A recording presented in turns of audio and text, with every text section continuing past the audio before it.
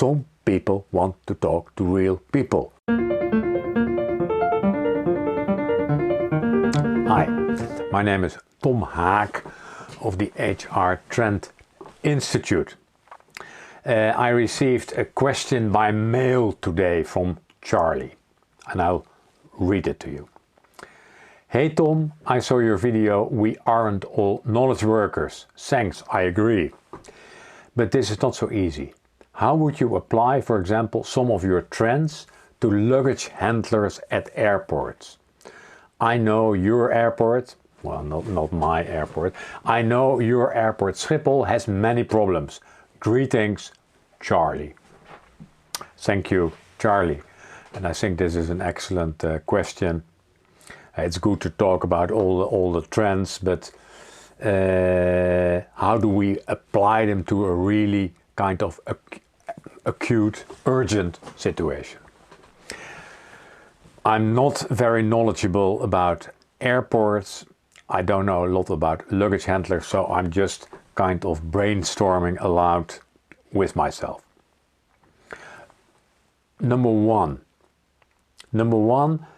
I would look at the basics. There are some basic things, and I've written something down here, but of course many of the people working at luggage handling work there for the money. Yes, I don't think if you talk about happiness at work and are you there to really get fulfillment in your life, those people, many of those people, they need a job to work for money. And so I think one of the basics is the pay should be good. And well, often that's lacking in to a certain extent. So that's one. Another basic is communication. Clearly communicate with and to the people. And of course listening is part of that communication. Listen to the people, what keeps them, how do they think about their work, what do they like, what don't they like, and how can you help them to do their job better. I read an article, I think, well, I won't mention, yeah, I will mention the name. I think it was about Uber, and Uber has some nice offices in Amsterdam, but there it is forbidden for Uber drivers to go to that office. They can only communicate to Uber via their app. And of course Uber will say, yeah, but those people are not employees, they're not on our payroll. But I think that is a bad practice when it comes to communication. Some people want to talk to real people. So pay, communication. And well, there are some other basics. I think maybe one of the other basics is provide people with opportunities for training. Maybe they are a luggage handler today. I'm sure they have dreams to become something else. So maybe you offer them something in that area. So that's about some of the basics. Sometimes I don't know about Schiphol, but sometimes they are not really used and applied. If you look at the trends, and on our website I have a list of 14 mega trends that shape HR, and I recommend you to have a look at that list. It's in the article. It's in the article called 10 HR Trends for 2022, from adaptation to transformation. But there's this list of mega trends. I'm not going to cover all 14, but you might, if you have an issue like how do we recruit and retain luggage handlers, you might go through all the 14 trends and see, hey, how do those 14 trends apply, and how could we use one of the trends or two of the trends or three of the trends to tackle this issue. I will discuss in this video 4 of those 14. Number 1, and it's often number 1 on my list, has to do with personalization. And you could say that's one job, it's a clear job, it's luggage handling. So what about personalization? Maybe it's not so easy to split up the job in different parts, but at least you could make an effort to find out what the wishes, needs, preferences of the people are.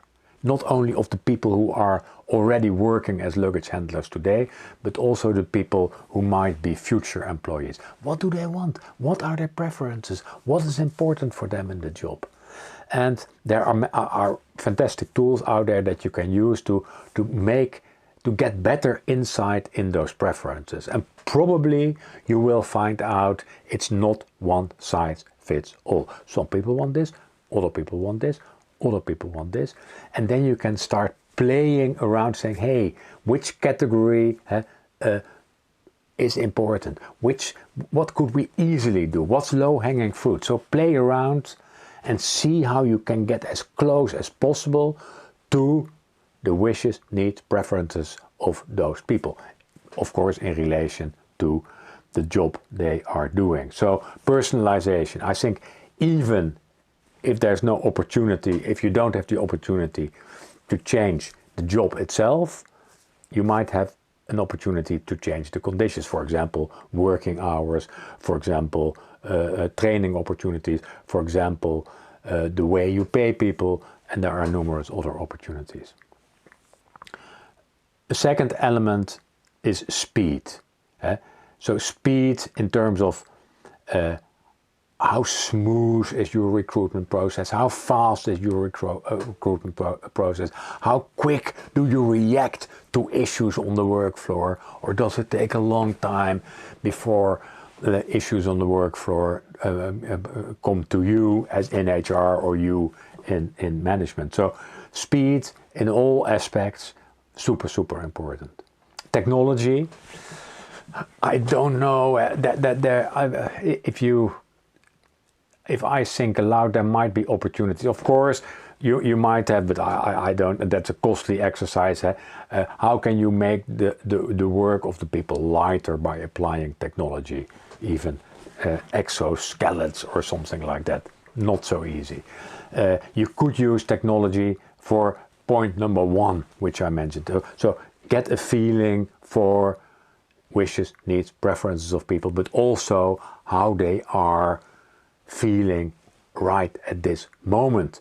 Where are the issues on the work floor? You can also use technology to get a handle on that. You don't have to walk around all the time, although it might help if you are visible also to all those workers, even if you don't employ them.